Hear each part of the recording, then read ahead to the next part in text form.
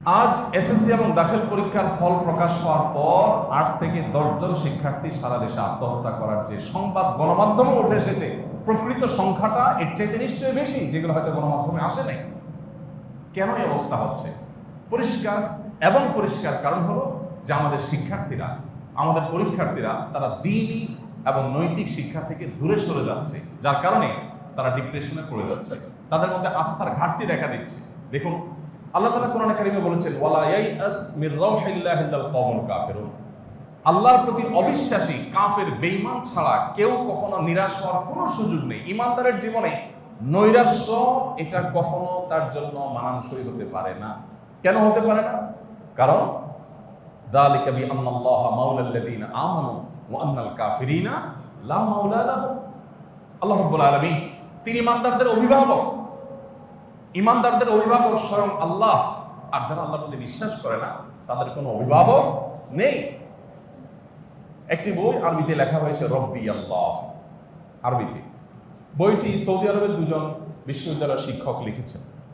এই বইটির বাংলা অনুবাদ আমার করার সুযোগ হয়েছে। আমি যখন সৌদিতে ছিলাম তখন আমার সাথে তারা যোগাযোগ করেছে, এটা আমি অনুবাদ করেছি। এটা 40-50টা ভাষায় অনুবাদ হয়েছে। ওই বইয়ের মধ্যে একটা গ্রাফ আছে। এই গ্রাফটা, এই চিত্রটাতে দেখানো হয়েছে পৃথিবী ধর্মীয় বিশ্বাসের আলোকে আত্মহত্যার রেশিও কাদের মধ্যে কত বেশি, কত কম, কাদের মধ্যে কম, কাদের মধ্যে বেশি। তো সেই গ্রাফটাতে বিশ্ব স্বাস্থ্য সংস্থার জরিপ, কয়েক বছরের পর বেশ কয়েক বছরের জরিপ দেখানো হয়েছে যে পৃথিবীতে সবচেয়ে বেশি আত্মহত্যার প্রবণতা হয়, দেখা গেছে নাস্তিকদের মধ্যে, যাদের মধ্যে কোনো ধর্মীয় বিশ্বাস নাই, তাদের মধ্যে আত্মহত্যার প্রবণতা সবচাইতে বেশি। কেন সবচাইতে বেশি? একটু আমরা ভাবার চেষ্টা করেছি। কারণ যে নাস্তিক, কোনো ধর্মে বিশ্বাসী না, এই লোকটা, তার তো কোনো আস্থার জায়গা নাই। ধরেন কোনো কারণে মানুষের জীবনে তো ডিপ্রেশন, পেরেশানি, দুশ্চিন্তা, বিপদ আপদ আসবেই। এটা তো আমাদের জীবনের অংশ, তাই না? সবসময় তো আমাদের পথ চলা একেবারে মসৃণ হবে না, গোলাপ বিছানা থাকবে না, কাটাও থাকবে। তো এই সমস্যাগুলোতে একজন নাস্তিক কি করবে? সমাধানের বহু চেষ্টা করবে। যদি করে সে ফেইল হয়, কোনোভাবে সমাধান করতে পারলো না, তার পেছনে শুধু দেয়ালে পিঠ থেকে গেছে, এখন সে কি করবে? এখন আর কোথাও যাওয়ার জায়গা আছে? তার কারোর কাছে সাহায্যের জায়গা নাই। মামু হাই হ্যালো যা যা করা দরকার সব করছে, কোনো কিছুতে কাজ হয় না, তার বিপদটা দূর হয় না। এখন সে কি করবে? ডিপ্রেসড হয়ে মরা ছাড়া তার সামনে আর কোনো পথ নাই। ও স্যাড ব্যাড বলা ছাড়া কিচ্ছু করার নাই। কিন্তু একজন বিশ্বাসী বান্দা, ধর্মে বিশ্বাসী বান্দা, বিশেষ করে আল্লাহর প্রতি ঈমান আননেওয়ালা মুসলিম, তিনি যদি অনুভব করেন যে পেছনে দেয়াল, সামনে বাধা, আমার আর যাওয়ার কোনো জায়গা নেই, তার এই মুহূর্তেও আল্লাহর কাছে চাওয়ার, আশ্রয় নেওয়ার, দোয়া করার, কাকুতি মিনতি করার সুযোগ আছে। এই সুযোগটা থাকার কারণে সে একেবারে আশাহত হয় না, হওয়ার সুযোগ থাকে না। এই জন্য সবচাইতে আত্মহত্যার প্রবণতা মুসলমানদের মধ্যে সবচাইতে কম। সকল ধর্মের মধ্যে দেখানো হয়েছে ওই গ্রাফে কয়েক বছরে, যে সবচাইতে আত্মহত্যার প্রবণতা মুসলমানদের মধ্যে সবচাইতে কম। আর সবচেয়ে বেশি হলো কোনো ধর্ম বিশ্বাসী না নাস্তিক, তাদের মধ্যে। কারণটা কি? একেবারে দিনের আলোর মতো পরিষ্কার। ভাইরা আমার, আল্লাহ তাআলা বলেছেন, আল্লাহি ফালইয়াতাওয়াক্কালিল মুতাওয়াক্কিলুন। তাওয়াক্কুলকারী ঈমানদারদের আল্লাহর উপর ভরসা করা কর্তব্য, তাদের উপরে ফরজ আল্লাহর উপরে ভরসা করা। আল্লাহ বলেছেন, ওয়ালা তাকনাতু মির রাহমাতিল্লাহ, তোমরা আল্লাহর রহমত থেকে আশা হারাবে না। আশা হারানো কখনো জায়েজ নাই। ডক্টর আব্দুল্লাহ জাহির রহমতুল্লাহি আলাইহি বলতেন, শয়তানের স্কুলের প্রথম পাঠ হলো নৈরাশ্য সৃষ্টি করা, মানুষকে নিরাশ করে দেওয়া। দাম্পত্য জীবন বলেন, ব্যবসায়িক জীবন বলেন, শিক্ষা জীবন বলেন, যে কোনো জীবনে বিপদ আপদ আসবেই, ঝামেলা আসবেই, বিপত্তি আসবেই। ভেঙে পড়া, ডিপ্রেসড হয়ে যাওয়া, আশাহত হয়ে যাওয়া, না কিচ্ছুই হবে না, এইরকম মন মানসিকতা লালন করা, এটা শয়তান সৃষ্টি করে মানুষকে ধ্বংস করবার জন্য। ঈমানদার যত বিপদই আসে তার বিশ্বাস থাকবে, অন্ধকার যত ঘন হবে, রাত যত গভীর হবে, প্রভাত তত নিকটবর্তী হবে। আল্লাহ কোরআনে বলেছেন, ইন্নামা আল উসরে ইউসরা, মানে কি? নিশ্চয়ই বিপদের এবং কঠিনের পরে সুখ আল্লাহ বলেন নাই। আল্লাহ বলেছেন বিপদ এবং কঠিনের সাথেই সুখ আছে, পরে বলেন নাই। আল্লাহ ওয়ার্ডটা ব্যবহার করেছেন মা মানে সাথে, মানে যেখানেই বিপদ তার সাথেই সুখ আছে। যেখানেই সমস্যা তার সাথেই সমাধান আছে, শুধু সবর করতে হবে, ধৈর্য ধারণ করতে হবে, অপেক্ষা করতে হবে। মনে করেন আমার জীবনে যে সমস্যা আসলো সেই সমস্যা থেকে আমি সমাধানের কোনো পথ পেলাম না, বিপদ যদি কন্টিনিউ চলতেই থাকে তো সর্বোচ্চ কি হতে পারে, বেশি থেকে বেশি কি হতে পারে, আমি বাঁচবো না, মরে যাবো। এই তো আমি যদি মরেও যাই তো ইমানদার তো হাতির মতো, মরলেও লাগ বাঁচলেও লাগ, আমার তো হারাবার কিছু নেই, মরে গেলাম তো। যার ইমান নেই তার তো মরার পরে ও স্যাড বলা ছাড়া কিছু নাই। কিন্তু আমার তো মরার পরে আসল জীবন শুরু। দুনিয়াতে আমি বিচার না পেতে পারি, সেখানে বিচার ডেফিনেটলি পাবো। সেখানে বিচার পাওয়ার ব্যাপারে কোনো সন্দেহ আছে? কোনো সন্দেহ নাই। আহকামুল হাকিমের কাছে আমি যাচ্ছি। অতএব ইমানদার তার জীবনে যত দুঃখ দুর্দশাই হোক না কেন, তার সান্ত্বনার বহু জায়গা, বহু অপশন খোলা আছে। আর যারা আমাদের শিক্ষার্থীরা, আমাদের পরীক্ষার্থীরা, আমাদের বাবা মার কলিজা খালি করে, বুক খালি করে যারা আত্মহননের পথে পথ বেছে নিয়েছে, এই শিক্ষার্থীরা, আমাদের ছেলে মেয়েরা, তারা দিনই শিক্ষা পায় নাই। আর দিনই শিক্ষা না পাওয়ার কারণে তাদের দুরবস্থা তৈরি হয়েছে। আপনারা গেল বছরখানেক আগে বা তার কিছুটা আগে একটা নিউজ দেখেছেন, রিপোর্ট দেখেছেন যে করোনাকালীন সময়ে শুধুমাত্র বিশ্ববিদ্যালয় শিক্ষার্থীদের মধ্যে যে পরিমাণ আত্মহত্যা হয়েছে বাংলাদেশে, সেটা রীতিমতো ভয়ঙ্কর। কয়েকশো শুধু বিশ্ববিদ্যালয় শিক্ষার্থী আত্মহত্যা করেছে। একজন বাবা, একজন মা অনেক স্বপ্ন নিয়ে তিল করে একটা ছেলেকে বিশ্ববিদ্যালয় পর্যন্ত পৌঁছায়। এরপরে যখন সে আত্মহত্যা করে, বাবা মার মনের অবস্থা তখন কোন পর্যায়ে গিয়ে দাঁড়ায়। গত কিছুদিন আগে বগুড়াতে একটা প্রোগ্রাম ছিল, একটা হলে, সরকারি একটা হলে। তো সেই প্রোগ্রামে আমাকে একজন ডাক্তার একটা চিরকুট লিখে দিলেন, দিয়ে বললেন যে আমি বগুড়ার ডাক্তার, চিকিৎসক পেশা। আমাদের বগুড়াতে আত্মহত্যার গত 1 বছরের রেশিও, 1 বছরের চিত্র হলো এই। তিনি একটা ফিগার লিখে দিয়েছেন, আমার মনে নেই এক্সাক্ট, কিন্তু সেটা খুব ভয়ঙ্কর। কয়েকশো, 200 বা 300 এরকম, আমি এক্সাক্ট মনে করতে পারছি না। ফিগারটা দেখে আমি আটকে উঠলাম যে একটা জেলাতে 1 বছরে এত মানুষ আত্মহত্যা করেছে, কল্পনাও করা যাচ্ছে না। ভাইরা আমার, আগে আমরা আমাদের শৈশবের কথা মনে আছে, আপনারা অনেকে হয়তো আমাদের বয়সী বা আমাদের চেয়ে সিনিয়র যারা বলতে পারবেন যে কোনো এক জেলায় বা পুরো থানায় কেউ আত্মহত্যা করলে দূর দূরান্ত থেকে মানুষ যাইতো দেখতে যে আত্মহত্যা করছে কেউ। মানে এটা একটা রেয়ার কেস যে একটা আত্মহত্যার ঘটনা ঘটছে। আর এখন আপনি ঢাকার কথা যদি বলেন, ফ্ল্যাটে ফ্ল্যাটে আত্মহত্যা করছে। যারা আমাদেরকে নাটকের মাধ্যমে ভালোবাসার ট্রেনিং দেয়, কিভাবে প্রেম করতে হয়, ভালোবাসা করতে হয়, কিভাবে সুখী থাকতে হয়, তাদেরকে দেখবেন আত্মহত্যার প্রবণতা আরো সবচাইতে বেশি। কেন এই দুরবস্থা হচ্ছে? এর একমাত্র এবং প্রধান কারণ হলো ধর্মীয় শিক্ষার অভাব, দ্বীনি শিক্ষার অভাব। এটি হলো একমাত্র কারণ এবং মূল কারণ। এর সাইড কারণ অনেক থাকতে পারে, কিন্তু একমাত্র মূল কারণ এটাই যে ধর্মীয় এবং দ্বীনি শিক্ষার অভাব। এখন আপনি একটা কথা বলবেন বা একটা প্রশ্ন আসতে পারে খুব বড় করে, আমি জানি, সেটা হলো আমরা কোনো কোনো ক্ষেত্রে, যদিও খুব ভেরি রেয়ার, একেবারে দুর্লভ এবং বিরল ঘটনা যে কোনো ক্ষেত্রে একজন হুজুর মানুষ আত্মহত্যা করেছে। হতে পারে কোনো আলেম, মসজিদের ইমাম সাহেব আত্মহত্যা, মাদ্রাসার ছাত্র আত্মহত্যা করেছে। যদি এরকম ঘটনা ঘটে তখন আপনি প্রশ্ন করতে পারেন যে ভাই, ধার্মিকতার অভাবে যদি আত্মহত্যা হয়ে থাকে তাহলে এই লোকেরটা কেন ঘটলো? এই প্রশ্ন খুব যৌক্তিক এবং প্রাসঙ্গিক প্রশ্ন। এই প্রশ্ন উত্তর হলো, যদি মুসলিম হয়েও, দাড়ি টুপি রেখেও, মাদ্রাসায় পড়েও, ইমামতি করেও যদি কেউ আত্মহননের পথে পা বাড়ায়, তাহলে বুঝতে হবে এই লোক ইসলাম প্র্যাকটিস করার চেষ্টা করেছে, কিন্তু ইসলাম সে সঠিকভাবে যথাযথভাবে ধারণ করতে পারে নাই। তারও আত্মহত্যার মূল কারণ হলো সে নামে আলেম হতে পেরেছে, সে আসলে আলেম হতে পারে নাই। সে কোরআনের ওই আয়াতের উপরে বিশ্বাস রাখতে পারে নাই যে আয়াত আল্লাহ রাব্বুল আলামিন তার উপরে ভরসা রাখবার কথা বলেছেন। সে আয়াতের উপরে আস্থা সেভাবে অর্জন করতে পারে নাই যে আয়াত আল্লাহ বলেছেন যালিকা বিআন্নাল্লাহা মাওলাল্লাযীনা আমানু, আল্লাহ ঈমানদারদের অভিভাবক। আল্লাহ তাআলা যথেষ্ট ঈমানদারদের জন্য যে আয়াত আল্লাহ বলেছেন হাসবুনাল্লাহু ওয়া নি'মাল ওয়াকিল, নি'মাল মাওলা ওয়া নি'মান নাসির। উহুদের যুদ্ধ এটা শেষ করার পর যখন মদিনার সাহাবীদেরকে, নবী করিম সাল্লাল্লাহু আলাইহি সাল্লামের সাথে থাকা সহচরদেরকে যখন মক্কার মুশরিকরা ভয় দেখালো যে তোমরা এমনিতেই আঘাতপ্রাপ্ত, নানাভাবে বিপর্যস্ত 70 জন মানুষকে তোমরা হারিয়েছ, শাহাদাত বরণ করেছে এই যুদ্ধে, এবং সেখানে রাসূল আকরাম সাল্লাল্লাহু আলাইহি সাল্লামের প্রিয় চাচাকে নির্মমভাবে শাহাদাত বরণ করতে হয়েছে, হামজা রাদিয়াল্লাহু তাআলাকে শাহাদাত বরণ করতে হয়েছে, নানাভাবে ক্ষতিগ্রস্ত হয়েছ। খোদ নবী করিম সাল্লাল্লাহু আলাইহি সাল্লাম ফিজিক্যালি আক্রমণের শিকার হয়েছেন, তার দাঁত ভেঙে গেছে, হেলমেটে হেলমেটের উপর আঘাত হয়ে তার মাথা, তার শরীর রক্তাক্ত হয়েছে, তার রক্ত তার জুতায় চলে গেছে এবং রক্তের সাথে রক্ত এত বেশি প্রবাহিত হয়েছে যে জুতার সাথে পা আটকে যাচ্ছে।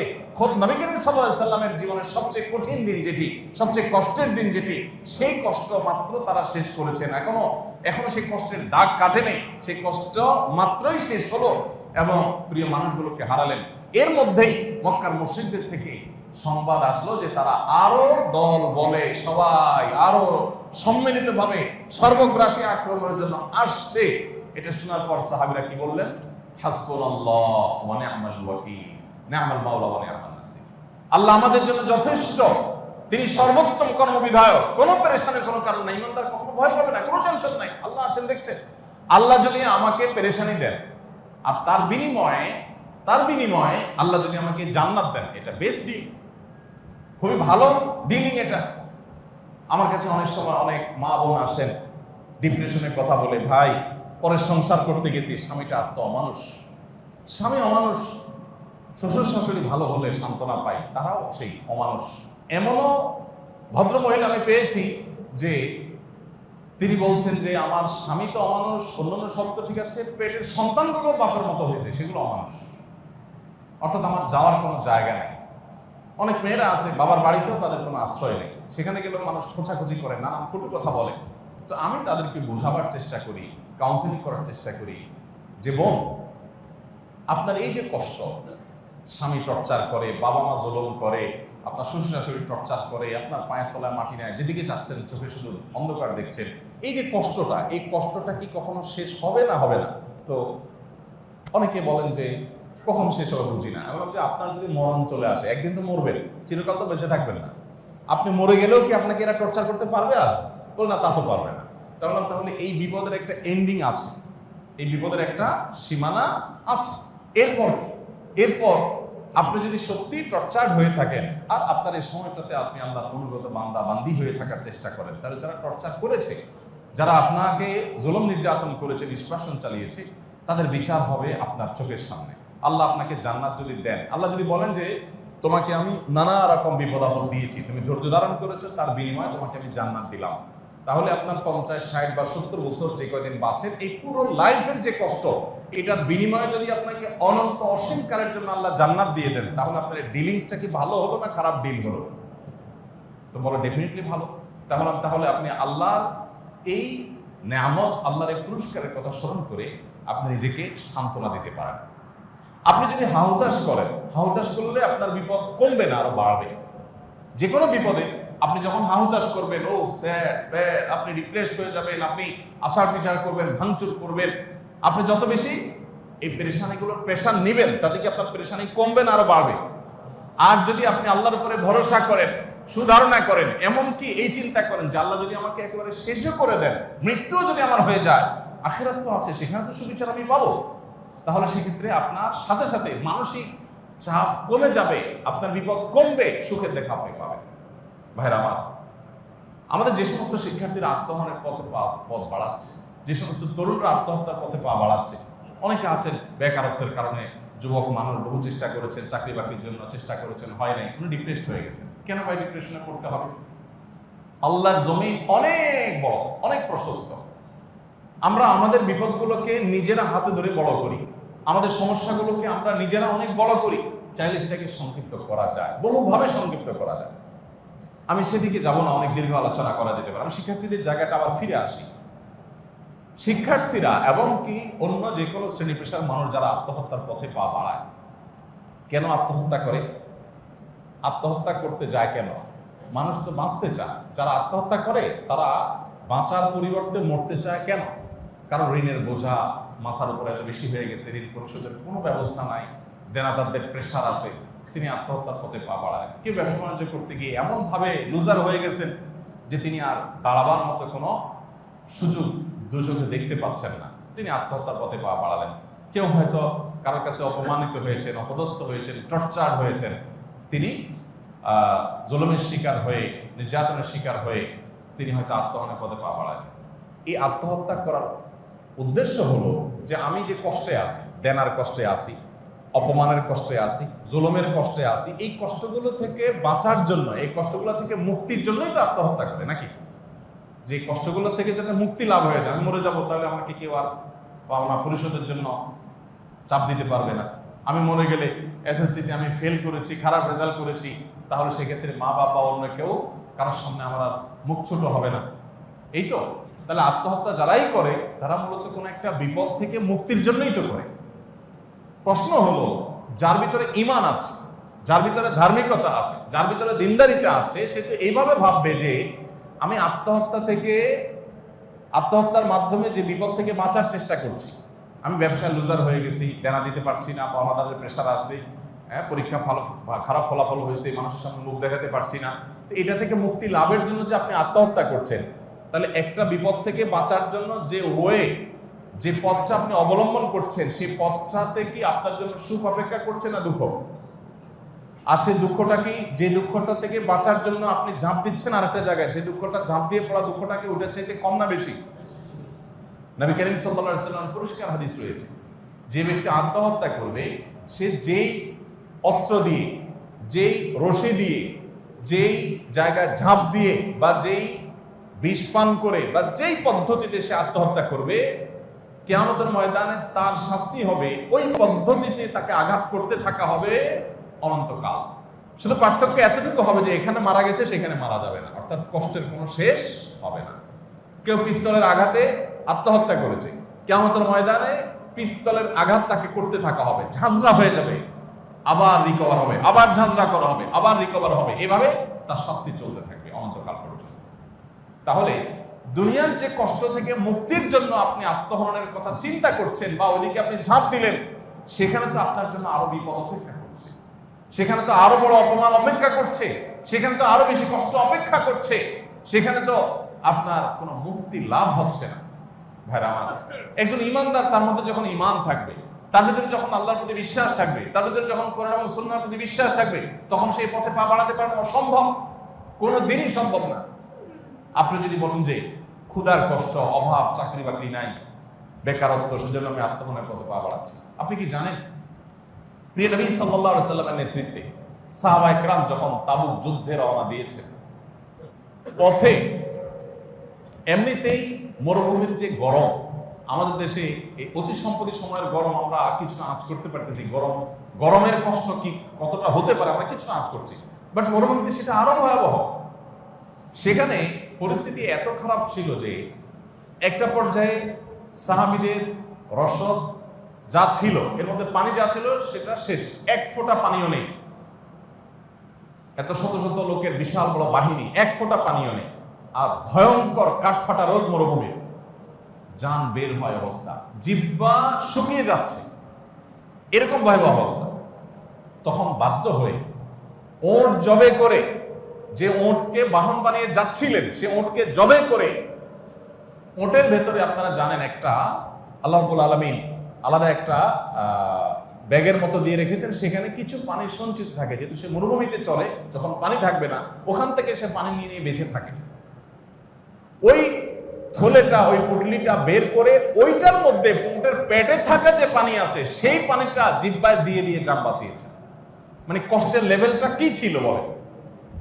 মক্কা যখন অবরোধ করেছে, মক্কার মুশরিকরা মুসলমানদের সাথে 3 বছরের বেশি সময় যে অবরোধ করেছে, অবরোধটা আজকের মতো অবরোধ না যে আমেরিকা স্যাংশন দেয়, এই টাইপের স্যাংশন না, এই টাইপের অবরোধ না। সে অবরোধ ছিল এত ভয়াবহ যে কোনো কথা তাদের সাথে কেউ বলতো না, কেনা বেচা কেউ করতো না, কোনো আত্মীয়তা কেউ করতো না।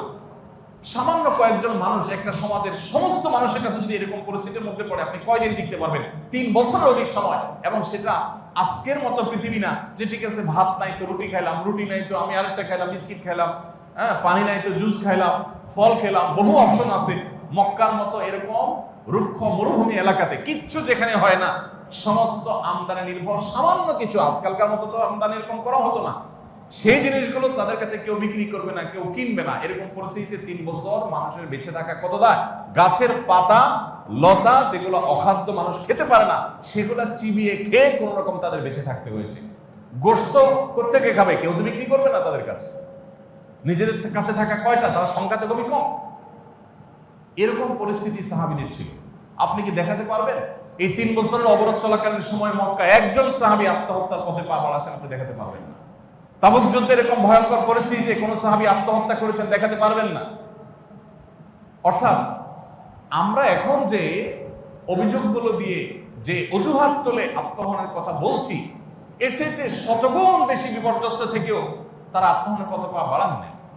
এর একমাত্র কারণ হলো তাদের মধ্যে ঈমান ছিল অনেক স্ট্রং, আর আমাদের ঈমান হয়ে গেছে অনেক দুর্বল। অতএব আমাদের সন্তানদেরকে যদি আমরা ধর্মীয় এবং নৈতিক শিক্ষা না দেই, আল্লাহর কসম করে বলছি ভয়ঙ্কর ভবিষ্যৎ আমাদের জন্য অপেক্ষা করছে। ভয়ঙ্কর ভবিষ্যৎ। আমি প্রায় সময় বলি, আমাদের শিক্ষা ব্যবস্থাকে ধ্বংস করে ফেলা হয়েছে। আমাদের পাঠ্যপুস্তকের পাতায় পাতায় ধর্মহীনতা প্রবেশ করানো হয়েছে। এটা এমনিতে হয়। সরকার যারাই যখন আসে তাদেরকে এই বিদেশি এনজিও গুলো, ব্রাক সহ এই দুষ্ট চক্রগুলো, তারা কোটি কোটি টাকার ফান্ড বাহির থেকে নিয়ে এজেন্ডা নিয়ে তারা এই কাজগুলো করে। আজকের তাজা খবর হলো যে আপনারা অনেকে শুনেছেন আলহামদুলিল্লাহ, যে পাঠ্যপুস্তক থেকে শরীফার গল্প বাদ দেওয়ার সিদ্ধান্ত হয়ে গেছে। শিক্ষা মন্ত্রণালয় থেকে যে কমিটি করা হয়েছে, সেই কমিটি এই গল্পটা বাদ দেওয়ার জন্য সুপারিশ করে দিয়েছে। ইতিমধ্যে গণমাধ্যমে নিউজ হয়ে গেছে যে গল্প আর থাকছে না। এখন আমার প্রশ্ন হলো, গত বছর আমার বাচ্চাকে পড়ানো হলো, এই বছর বাচ্চাকে পড়ানো হলো, এই গল্পের মাধ্যমে সমকামিতা শিক্ষা দেওয়া হলো আমার বাচ্চাকে। আজকে দেখলাম ইংল্যান্ডের মন্ত্রী বলতেছে যে বাচ্চাদেরকে যৌন শিক্ষা দেওয়া এটা ভয়াবহ একটা ব্যাপার, তাদের লাইফ শেষ, তাদের সমাজ ধ্বংস হয়ে গেছে, পরিবারগুলো শেষ। বাচ্চাদের যে মানে তাদের যে সৃষ্টিগত স্বকীয় যে লাজুকতা, এটা ভেঙে ফেললে ভালো কিছু আসবে না, খারাপ কিছু ছাড়া। ক্লাস 6-7 এর বাচ্চা কাচ্চা, 7-8 এর বাচ্চা কাচ্চা যখন ট্যুরে যায়, তাদের সাথে কন্ডম বিতরণ করে তারা। উন্নত দেশগুলো কোথায় চলে গেছে তারা? কেন একটা কিশোর আত্মহত্যা করে সেই সমস্ত দেশে? কারণ বাপ একজনের সাথে 5 জনের সাথে রিলেশন করতেছে, মা 3 জনের সাথে রিলেশন করতেছে, ফ্যামিলিগত কোনো আপনার বোঝাপড়া নাই, বন্ডিং নাই, ভালোবাসা নাই, প্রত্যেকে যার যার মতো। শান্তি জিনিসটা তারা দেখা পাচ্ছে না। তো আমাদের সবসময় আমাদের শিক্ষার্থীদের ধ্বংস করবার জন্য এই এনজিও গুলো তাদের এজেন্ডাগুলো বাস্তবায়ন করার জন্য নানা রকম নীল নকশা করে। আমরা এর আগে আপনাদেরকে বলেছি যে হিজড়াদের মেডিকেল টেস্ট বাধ্যতামূলক করেছে গভর্নমেন্ট। সেটা তুলে দেওয়ার জন্য মানবাধিকার কমিশনের কাছে চিঠি দিয়েছে এই দুষ্ট চক্র, এরা, এই বন্ধু সোশ্যালরা, এই ব্রাকরা, এদের প্রেতাত্মারা, এদের দোসররা, এরা তাদেরকে চিঠি দিয়েছে। কি চিঠি দিয়েছে? খুবই হাস্যকর চিঠি, যে যদি হিজড়াদেরকে তাদের হিজড়া যেটা প্রমাণ করবার জন্য মেডিকেল টেস্ট করা হয়। কেন করা হয়েছে আপনারা জানেন, সরকারি চাকরিতে 40 না কতজন, বিবিসি নিউজ করেছে, বিবিসি, যে তাদের হিজড়া কোটা তারা চাকরি পেয়েছে, এরপরে দেখা গেল একটাও হিজড়া না, সবগুলো নকল। তখন গভর্নমেন্ট বাধ্য হয়ে বলছে ঠিক আছে তাহলে মেডিকেল টেস্টের ব্যবস্থা করো। মেডিকেল টেস্ট তুলে দেওয়া হয়েছে, সরকারকে বাধ্য করেছে এই দুষ্ট চক্র। তারা চিঠি লিখেছে, কি অদ্ভুত কথা, বলে যে মেডিকেল টেস্ট করলে তারা যৌন হ্যারাসমেন্টের শিকার হয়, এটা অপমানকর। এখন আমার কথা হলো, আর্মিতে চান্স পেতে মেডিকেল টেস্ট হয়, পুরো শরীর বিবস্ত্র করে চেক করা হয়। আপনি বুয়েটে, আপনি অনেক কিছুতে, আপনি বিদেশে যাবেন, অনেক দেশে মেডিকেল টেস্টে, মিডল ইস্টে যাবেন, আপনার পুরো শরীরের সমস্ত কাপড় চোপড় খুলে শ্রমিক হিসাবে যখন যাবেন আপনি, আপনাকে মেডিকেল টেস্ট করা হয়। তখন তো এই কথা বলেন না যে অপমান করে, এটা বন্ধ করা হোক। হিজড়াদের বেলা কেন বললেন? কারণ আপনি হিজড়ার নামে সমকামীদেরকে এখানে ঢুকিয়ে পুরো দেশে সমকামী থেকে ছড়িয়ে দিতে চান। এই চক্রান্ত করতে গিয়ে আপনি এই কাজটা করেছেন। আমাদের তরুণরা ধ্বংসের দ্বার প্রান্তে এমনিতে যায় নাই, মাদক আমাদের বাচ্চাদের হাতে হাতে এমনি এমনি পৌঁছায় নাই, এই দুষ্ট চক্রের হাত আছে। মনে রাখবেন, ব্রিটিশরা কয়জন আসছিল এই দেশে? কয়েক হাজার মানুষ আসছিল। তারা শাসন করেছে কত কোটি মানুষকে? পুরা ভারতবর্ষের কত কোটি মানুষকে শাসন করেছে? কত বছর শাসন করেছে? তারা আসছে কিন্তু ব্যবসায়ী সেজে, তারা আমাদের মাতৃভূমি দখল করেছে। এই ব্রাক এবং তাদের দোসর, এই বন্ধু সোশ্যাল সহ আরো যেগুলো আছে, এই এভিডেন্স তাদের ওয়েবসাইটে আছে। বিলিয়ন বিলিয়ন ডলার তারা পাচ্ছে। এগুলো পেয়ে তারা গভর্নমেন্টের বিভিন্ন ডিপার্টমেন্টকে তারা প্রেসার ক্রিয়েট করে করে এই সমস্ত জিনিস করা। শরীফার গল্প এখন যে বাদ গেছে, তার মানে গত বছর এই কুশিক্ষা আমার সন্তানকে দেওয়া হলো, এখন তো কমিটি সেটাই সুপারিশ করেছে যে হ্যাঁ এটা ভুল, তাহলে এবছর দেওয়া হলো।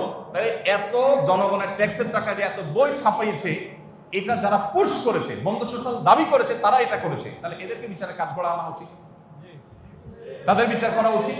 যে জনগণের ট্যাক্সের টাকা নষ্ট করার জন্য তোমরা যে বই প্রণয়ন কমিটিকে যে তোমরা পুশ করেছো, এই সমস্ত অখাদ্য কুখাদ্য আমার শিশুকে দিয়েছ, সেটার জন্য তোমাদের বিচার হওয়া উচিত।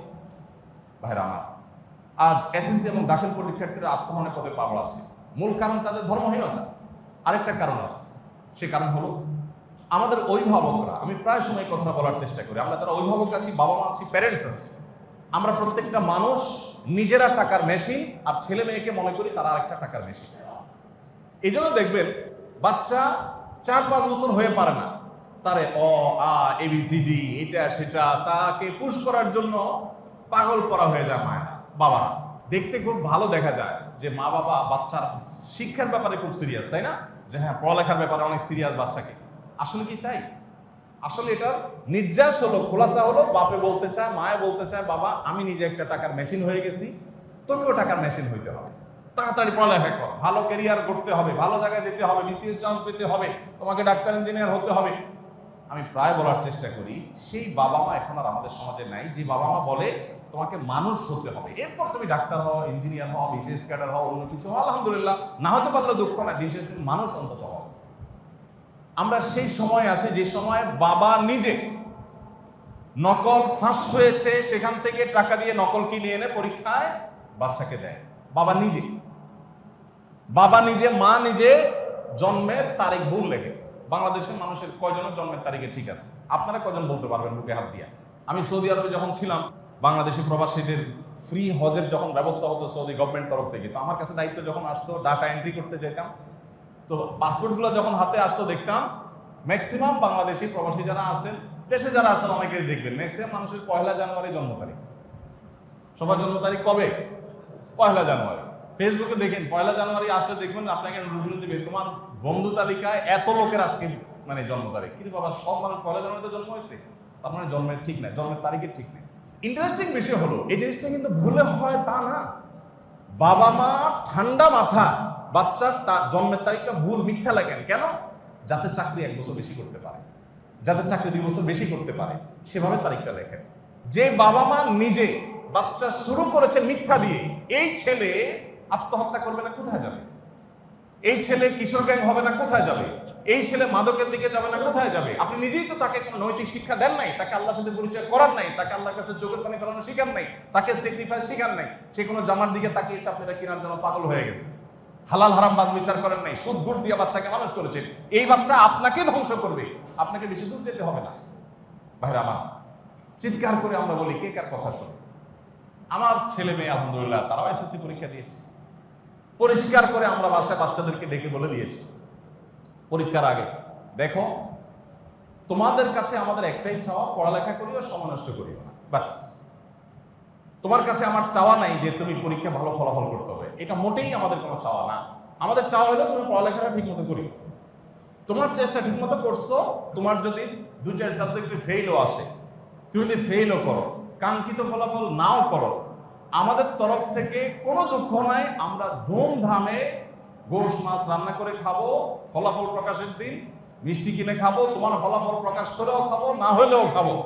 যেদিন ফলাফল প্রকাশ হয়েছে পুরো ফ্যামিলি নিয়ে আমি কাপ্তায় গেছি ঘুরতে, তার আগে ফলাফল প্রকাশের আগে, যে তোমার ফলাফল প্রকাশ হবে, ভালো হোক আর মন্দ হোক, আমরা আগে থেকে ফুর্তি করতেছি, আমরা ধরে নিয়েছি তুমি ফেল করবা, কোনো টেনশন নেই।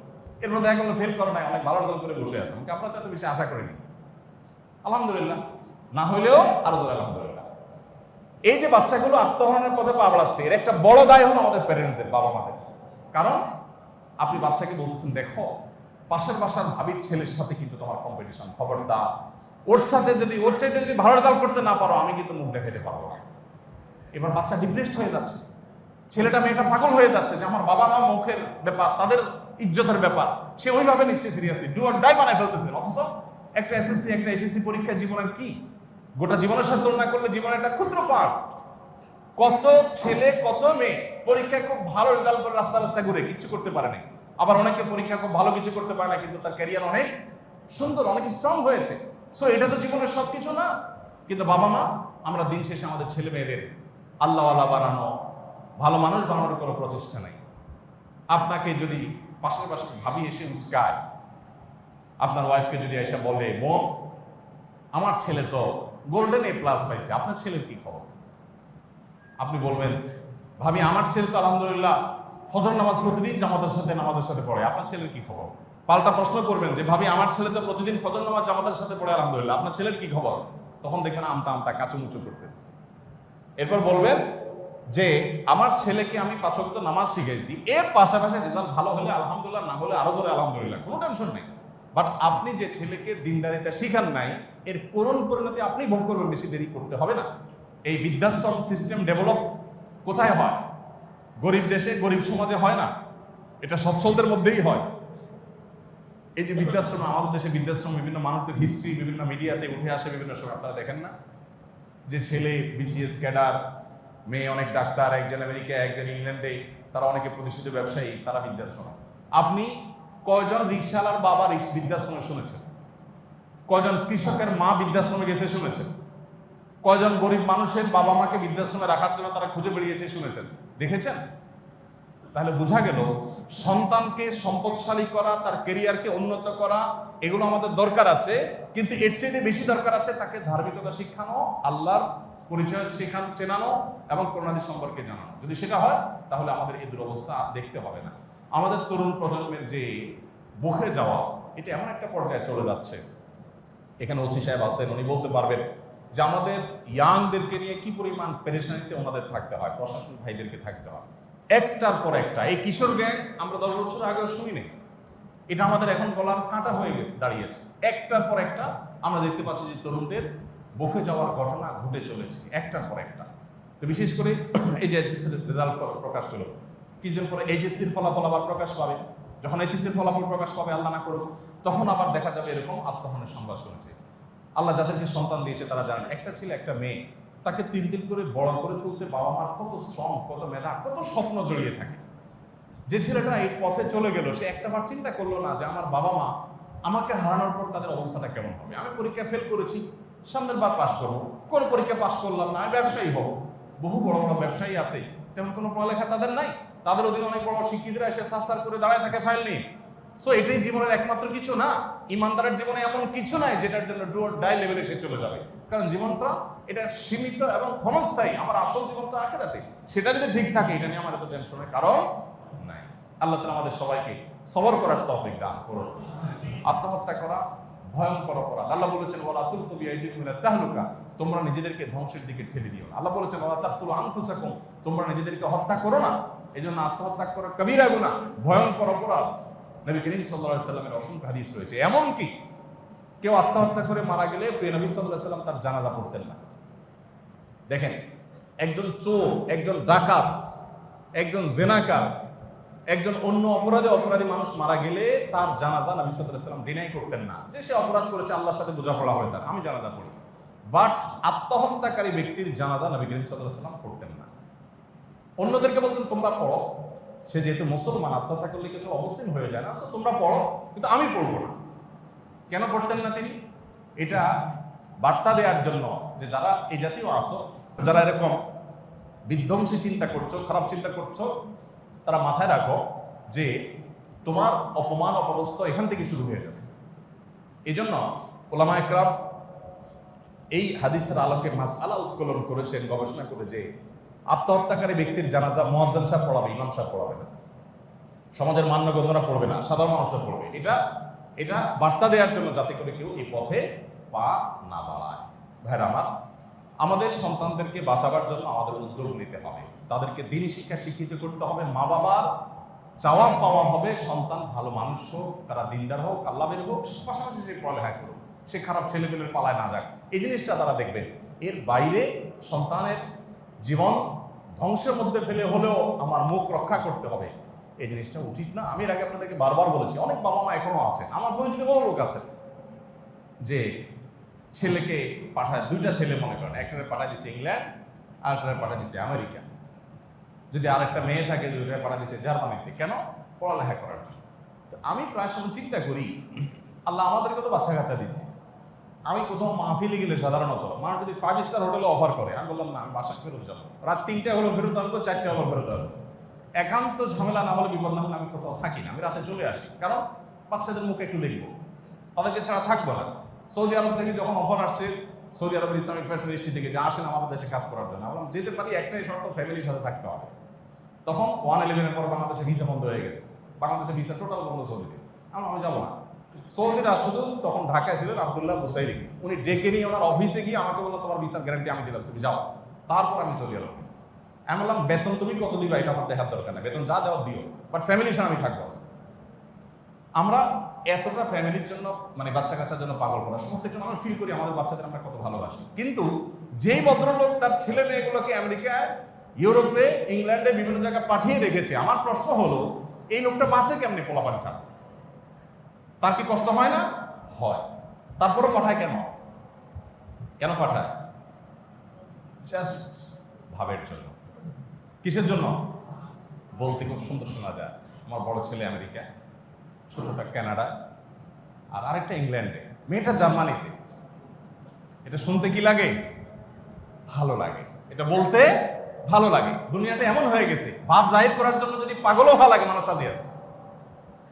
আমি দুঃখিত যে কেউ পড়াশোনা করার জন্য আমি সেটা ট্রল করতেছে না, কেউ পড়ালেখা করে ফিরে আসো, আমরা দেশে বাইরে পড়ালেখা করতে যেতেই পারি, কিন্তু আমার ছেলে মেয়ে যা আছে সবগুলো পাঠায় দিব। বুড়াবুড়ি বাসায় একা একা শুধু ভিডিও করে দেখে দেখে চোখের পানি ফেলাই, আর বাইরে বাসায় কেউ আসলে গল্প দেই যে হ্যাঁ ওইটা আমেরিকা, ওইটা কানাডা, ওইটা জার্মানিতে। শুনতে ভালো লাগে কিন্তু ভিতর দিয়া সিদ্ধ হয়ে যাচ্ছে। এটা কি মানে আছে? আল্লাহ তাআলা আমাদেরকে দ্বীনের গুরুত্ব বোঝার তৌফিক দান করুন। আল্লাহ তাআলা আমাদেরকে আল্লাহ বিরোধী হওয়ার গুরুত্ব বোঝার তৌফিক দান করুন। আমাদের সন্তানদেরকে মানুষের গড়ে তোলার গুরুত্ব আল্লাহ আমাদেরকে বোঝার তৌফিক দান করুন। আমাদের সন্তানদেরকে বিপদগামিতার পথ থেকে বাঁচানোর জন্য তাদেরকে ফজর নামাজে আনবেন, তাদেরকে নামাজি বানাবেন, কোরআন হাদিস শিখাবেন, বড়দেরকে রেসপেক্ট করা শিখাবেন, বেয়াদবি যেন তারা না করে, তাদেরকে প্রত্যেকটা জিনিস হাতে ধরে ধরে শেখাবেন। গত রাতের কথা, আমার বড় ছেলে সোফায় বসে আছে, ঠ্যাঙের উপর ঠ্যাং তুলে। আমরা এমনি পারিবারিক আড্ডায় কথা বলছিলাম যে কোনো একটা বিষয় নিয়ে। তো আমার চোখে পড়লো, চোখে পড়ে বললাম যে তোমার মা এখানে, আমি এখানে, তোমার কি এভাবে বসাটা মানাইছে? তো তাড়াতাড়ি সে নিজেকে সামলা নিয়েছে। বললাম তোমার রাগ করার দরকার নাই বা মন খারাপ করার দরকার নাই, তুমি খেয়াল করো নাই, সমাজটা এরকম হয়ে যাচ্ছে। আমরা আমাদের ছেলেবেলা দেখেছি, একজন বৃদ্ধ মানুষ রাস্তার পার দিয়ে আসলে ছেলেফেলেরা, ইয়াং ছেলেরা, মাদ্রাসা দুর্কিবাদ কলেজের ছেলেফেলেরা রাস্তার পাশে কাচুমুচু হয়ে দাঁড়িয়ে যেত, সুন্দর করে সালাম দিত, আসসালামু আলাইকুম আঙ্কেল, চাচা। আর এখন কিসের চাচা? পারলে চাচার গায়ের উপরে পাও রাখে।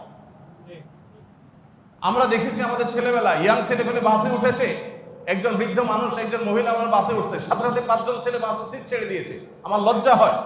কিছুদিন আগে থাইল্যান্ড গিয়েছি আমি, সেখানে পাবলিক পরিবহনগুলোতে কোনো মহিলা, কোনো শিশু নিয়ে কোনো বৃদ্ধ উঠছে, সাথে সাথে অনেক যুবক ছেলে ফেলে সিট ছেড়ে দেয়। তারা মুসলমান না, অথচ লজ্জার বিষয় যে আমার সমাজ থেকে এটা হারিয়ে গেছে। এখন আপনি দেখবেন একজন বৃদ্ধ একজন মহিলা উঠছে, দেখবেন দাঁড়ায় থাকে বাসের মধ্যে, কেউ সিট ছাড়ে না। আমরা কোথায় চলে যাচ্ছি? এবং এর পরিণাম খুব ভয়াবহ। এই জন্য নিজের সন্তানকে ভদ্রতা শিখান, নিজের সন্তানকে ভালো মানুষ হওয়া শিখান, কোরআন হাদিসের পথে আনেন। না হলে আল্লাহর কসম করে বলছি, সমাজ ধ্বংস হবে কি হবে না সেটা পরের কথা, আপনি নিজে ধ্বংস হবেন, আপনার ফ্যামিলিতে আপনি সাফার করবেন। এই ছেলেই আপনার চোখের পানি ঢালবে, এই ছেলে তার মায়ের চোখের পানি ফেলবে যদি তাকে আপনি মনুষ্যত্ব না শিখান। অতএব জাগতিক শিক্ষার আগে তাকে নৈতিক শিক্ষা দেন, ধর্মীয় শিক্ষা দেন। আল্লাহ আমাদেরকে বুঝার তৌফিক দান করুন।